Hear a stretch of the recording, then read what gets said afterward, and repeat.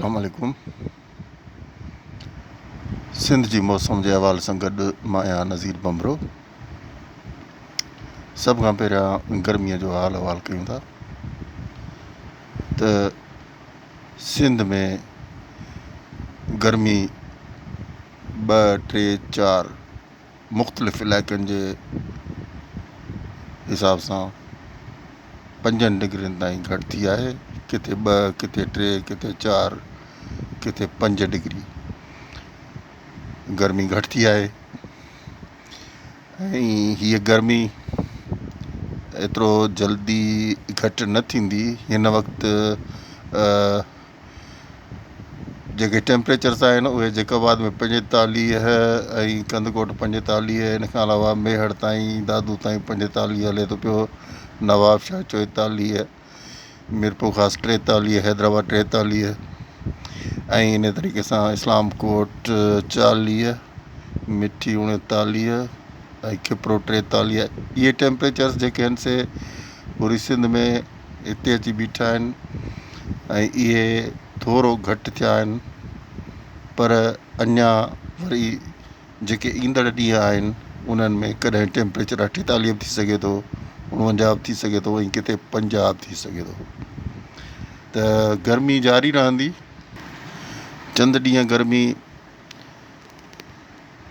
चंद डिग्रियुनि खां हेठि रहंदी, घटि रहंदी, पर वरी कॾहिं गर्मीअ जो तेज़ झटको अची बि सघे थो।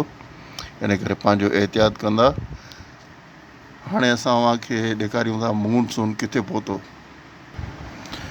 मॉनसून हवाउनि जा वहिकिरा हिन वक़्तु हिंदुस्तान जे हैदराबाद शहर जे लेवल ताईं पहुची रहिया आहिनि।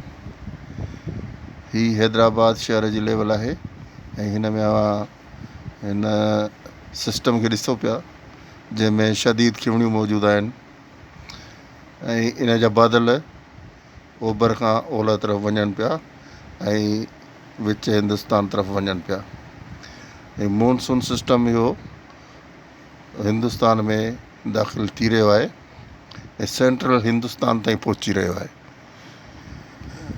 चंद ॾींहंनि में हीअ मॉनसून सिस्टम विच हिंदुस्तान ताईं काफ़ी ज़्यादा एक्टिव थी वेंदो ऐं 15 जून ताईं हीअ सेंट्रल हिंदुस्तान ताईं तमामु घणनि तेज़ बरसातुनि सां गॾु पहुची वेंदो।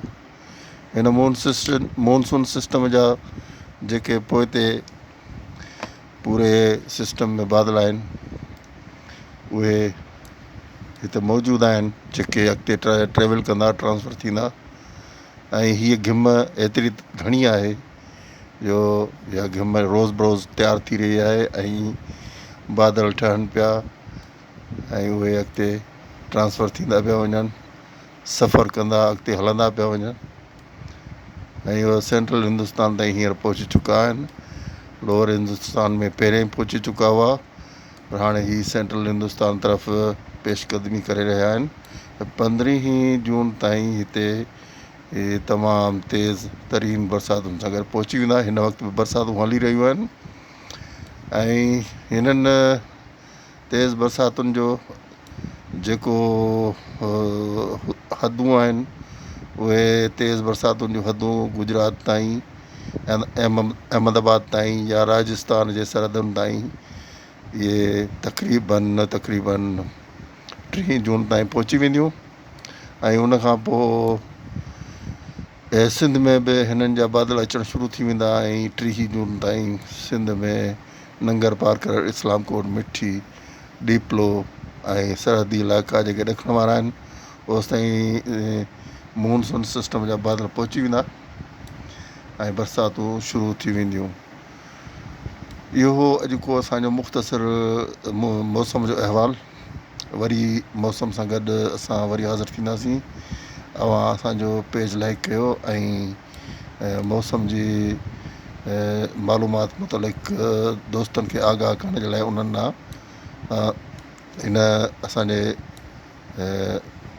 यूट्यूब चैनल खे सब्सक्राइब कयो ऐं दोस्तनि ॾांहुं लिंक मोकिलियो त जीअं उहे बि असांजो यूट्यूब चैनल सब्सक्राइब कनि।